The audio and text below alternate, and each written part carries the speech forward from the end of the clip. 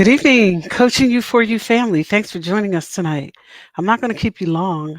I'd just like to share a short self-care session with you. And tonight, before we get started, I am Annette Latigue. I am your host here at CoachingU4U. You can see us live on Facebook. You can see us on Apple Podcasts. You can see us on YouTube.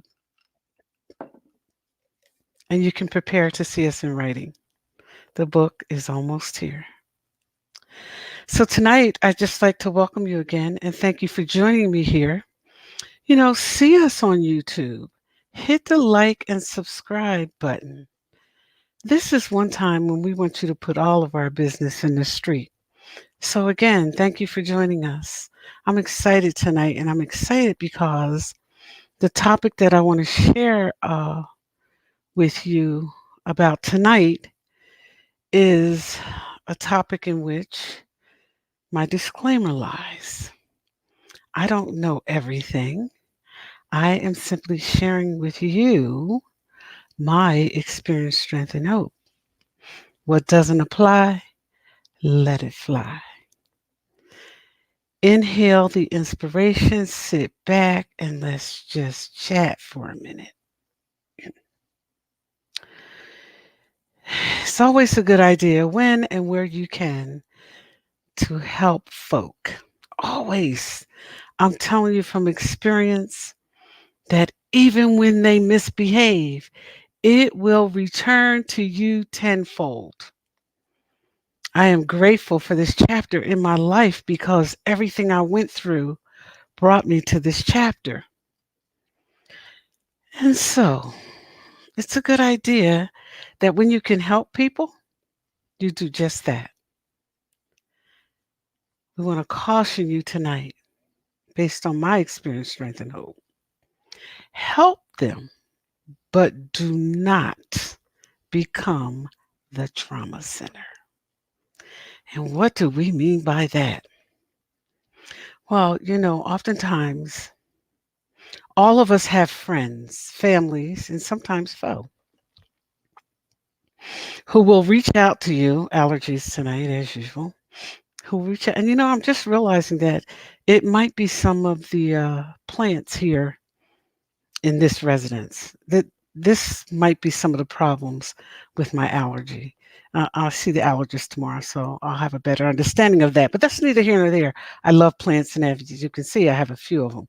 They're in windows. They replace curtains. I don't like curtains anymore. So this is one of my temporary residences, and I have the option of having curtains or not, and so I choose not to. Neither here nor there. I've strayed off topic. And the topic is when and where you can help others, but don't become the trauma center.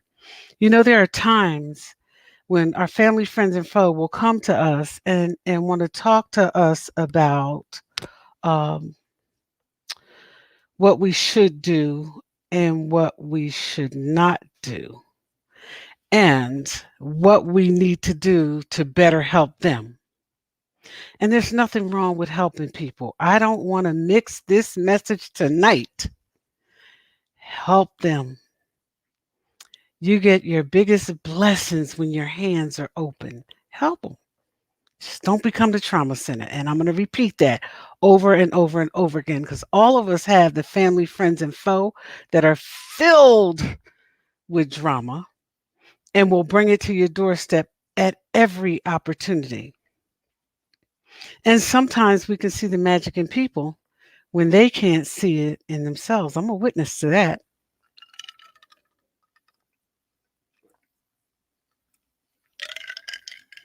I'm always thirsty. I'm a witness to that. And one of the things I want to be clear about is everybody that needs our help doesn't always come with drama. Sometimes it's just that they need our help, we can help them, and then we can move on. And then there are times when we have people who will come to us with the same situation over and over and over again. And therein lies your opportunity to either become the trauma center or not. Because here's the deal, people who are always in trauma and always in drama, they have some inner stuff that they need to heal. And I only know that because I had some things I needed to heal from. And I think at every point in our life, there are some people who are absolutely perfect. I'm not one of them. And one of the things that I tell you all the time is we don't have to be perfect to be amazing. And there are some pretty amazing people out there. But when we're looking to help people, we're also looking to help ourselves because in every opportunity to help somebody, there's an opportunity for you to be helped as well. Knowing the difference of when to hold on and when to let go is often interrupted when we love somebody, whether it's a significant other, whether it's a child, whether it's family, whether it's a friend, or whether it's a friend enemy. And I know nobody but me has experienced the friend enemy part, of living in stress and trauma and drama, but it exists and it certainly has existed at points and times in my life. But in every opportunity in it, I've learned something. And so when we go to help folks, we have to understand this. Remember this. This is the number one tip for tonight. Self care is something that I share about often. And self care is a you for you opportunity. And in self care, one of the things that we have to remember is that when we're helping others, a big part of self care is therapy. And a lot of people miss that. I'm a coach. I can only take you so far. I can share my experience, strength, and hope, and I can give you some wonderful opportunities. And that's based on my life experience, and my professional experience. And at my age, I'm 63, I have a little bit of experience. I don't know everything. What doesn't apply, let it fly. But all of us encounter the people in our lives who drain us. And they drain us because it's the same situation over and over and over again. And I want you to know something. There's no harm in recommending therapy for people who are suffering, for people who come back and forth with the same issue. When your friend constantly allows herself or himself to be abused, that's bigger than you. That's a trauma back there. It's not up here, it's back there. It's pushing up here, but it's back there. And in order, to resolve that, they have to go back and deal with that trauma. And we all have some, except for the perfect people. I mean, at some point in our lives, whether it's a family member being hurt, you being hurt, uh, some things happening to you, you've been exposed to some things, you going through changes at an early age can often traumatize us, and sometimes in a big way and sometimes in a small way. Here and there, the reality is the trauma is there, and if you don't deal with it, you're going to deal with it. You'll get that one on the way home, and maybe after the movie and dinner, but you'll get it. If you don't deal with it, you're going to deal with it. And so when we have family and friends and people that we love, we have to know when we're providing support, the difference in when we're providing support and when we've become the trauma center.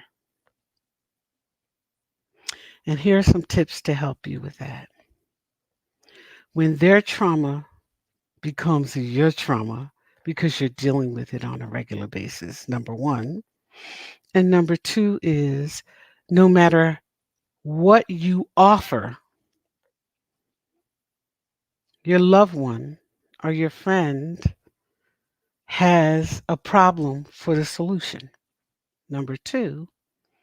And number three is when the person continues to return with the same issue over and over again, as if you never had the last conversation, that went on for an hour, 2 hours, whatever it took to soothe them at that point. You have to know when to cut it off, and you have to know when to refer them to therapy. Self-care is for all of us. It's not just for me, it's for you too. Take care of yourself first. Is you for you first. And the reason this is so very important is because when we take care of ourselves first, we are not only better able to help others, but we're better able to help ourselves. We're better able to identify situations that create stress for us. And although we cannot, excuse me, avoid stress 100%, you want to do everything you can avoid as much of it as you can. I practice peace, and it is a practice. Like some people say, oh, it comes naturally for me. It doesn't for me. There are many, many times when I have to practice it, and I have to focus on peace, and I have to know when to let go of the drama and the trauma of others, when I have to know that I've done all that I can and I've reached my peak in this. I've been in situations where I loved somebody who didn't love themselves. And I know they didn't love themselves because if they loved themselves, they wouldn't have behaved the way they did. They wouldn't have treated themselves and others the way they did. They would have had some loyalty at some point if they love themselves. And the reason that I'm sharing that is you for you, and you have to take care of you first and stop absorbing everybody else, is because everybody else's problem is not your problem. And it's okay to help. But everything Sue is going through is not about you. Offer what you can and move on. And when and where you can, my sister and my brother, and I don't care what color you are, make the referral to therapy. Give them an honest opportunity to recover from whatever it is that's hurting them. And everybody has to heal the inner child at some point from something. Or maybe not if you're perfect. But at some point in time, we have to look in and work from the inside out to deal with some of the things that are hurting us, that convince us in our minds, to continue some of the bad behaviors. Loving somebody who doesn't love us back because we know that they're magic and we want to fix them. We can't fix anybody but ourselves. you know, Reaching out to help that child who is, content in banging their head up against the wall.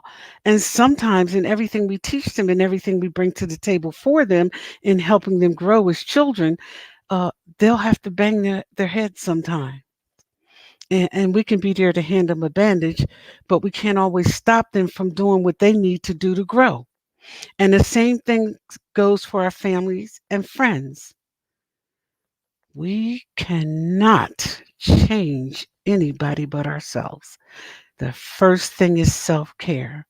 The second thing is recognizing when you've reached your peak in working with your friends and your family. Understanding that everybody deserves a chance, everybody deserves a second chance. But I've learned not to allow anybody else's drama and the need to keep experiencing their lessons be something that I have to deal with on a regular basis. Because look, dig this. I had to experience my lessons. I had to go through what I went through. I think I'm pretty sharp. I think I'm pretty smart. I think, I got a little bit going on up here. I don't know everything, but I got a little bit of something, something. And I had to experience what I needed to experience to get where I am mentally and emotionally. Take care of your emotional health. Don't be afraid to help others. Just don't become the trauma center. Do what you can and make the referral.